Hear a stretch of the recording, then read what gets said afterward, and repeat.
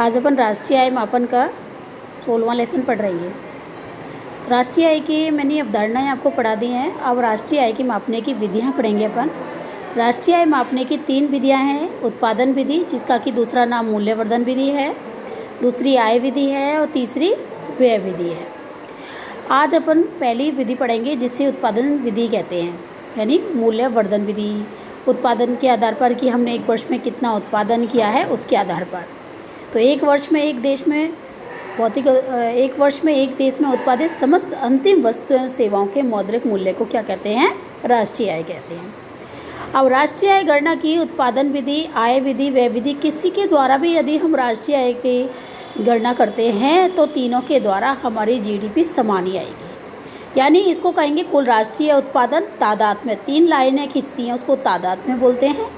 कुल राष्ट्रीय आय यानी कि इसको तो कुल राष्ट्रीय उत्पाद को कहते हैं GNP, ग्रॉस नेशनल प्रोडक्शन। तादाद में कुल राष्ट्रीय आय, ग्रॉस नेशनल इनकम। तादाद में कुल राष्ट्रीय व्यय, ग्रॉस नेशनल एक्सपेंसेस। यानी किसी के द्वारा भी यदि हम राष्ट्रीय आय की गणना करते हैं तो राष्ट्रीय आय हमारी समान आएगी। और इसी बुक में आपको एक बार बताया, ये जो चित्र सी बनाया गया इसका मतलब क्या होता है। तो इस सी का जो तात्पर्य होता है, उत्पादन में प्रयुक्त साधनों को जो भुगतान किया जाता है, यानी कि जो प्रतिफल के रूप में मजदूरी, लगान, ब्याज, लाभ जो भी प्राप्त होता है उस सबको ये सी के द्वारा संबोधित किया गया है। आज अपन पढ़ते हैं राष्ट्रीय आय की मापने की कौन सी विधि है? उत्पादन विधि। इसे मूल्य संवर्धन विधि कहते हैं। उत्पादन विधि सबसे पहले इसको अपन कैसे ज्ञात करेंगे? यह विधि राष्ट्रीय आय मापने की सबसे सरल विधि है। किसी भी देश की राष्ट्रीय आय की गणना उत्पादन विधि से करने के लिए कृषि, खनिजों व उद्योगों एवं विभिन्न सेवा क्षेत्रों से उत्पादित अंतिम लास्ट में जो भी अपना होगा, क्योंकि मध्यवर्ती वस्तुओं के मूल्य को नहीं योग किया जाता, तो अंतिम उपभोग की वस्तुएं सेवाओं को इसमें शामिल किया जाता है। अंतिम उपभोग वस्तु एवं सेवा का उपभोग एक उपभोक्ता अपनी दैनिक आवश्यकता हेतु उत्पादन अंतिम उत्पादन वस्तु का उपयोग करने उत्पादन निवेश के लिए करता है। अब राष्ट्रीय आय की गणना जो हम किसके द्वारा कर रहे हैं? उत्पादन विधि के द्वारा कर रहे हैं। तो उसको अपन को कैसे ज्ञात करना है? तो उसके लिए करने के लिए हमें एक अंतिम उपभोग वस्तुओं सेवाओं की क्या बनाएंगे? सूची बनाएंगे। जैसे अपन महीने में सामान लेते हैं या जो भी लेते हैं, लेके जाते हैं ना राशन की दुकान पर, तो उस पर सारा सामान पहले से एक सूची बना के ले जाते हैं। तो इसी प्रकार से वस्तु सेवाओं की क्या बनाई जाएगी? एक सूची। सूची में प्रत्येक वस्तु सेवा का क्या नाम दिया जाएगा।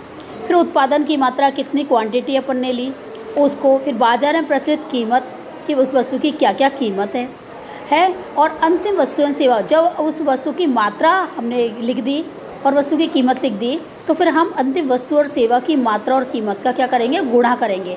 और गुणा करके उत्पादन का मूल्य ज्ञात किया जाता है तथा अंत में सभी उत्पादित अंतिम उपभोग वस्तु एवं सेवा के मूल्य को जोड़ दिया जाता है। इस प्रकार कुल राष्ट्रीय उत्पादन की गणना की जाती है।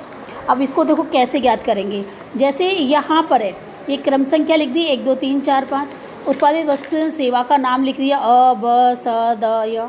फिर मात्रा है कि अ वस्तु की हमने कितनी क्वांटिटी ली 20, ब वस्तु की कितनी ली 30, स वस्तु की 10, द की 40, य की 10।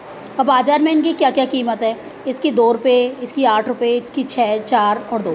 अब इनका कीमत का और मात्रा का दोनों का क्या करेंगे? गुणा करेंगे। 20 दूनी 40, 3 अट्ठे 24, 10 6 40। इस तरह से इनका गुणा कर देंगे और इन सब का फिर अपन क्या करेंगे? टोटल कर देंगे। इसी को ही कुल राष्ट्रीय उत्पाद कहते हैं।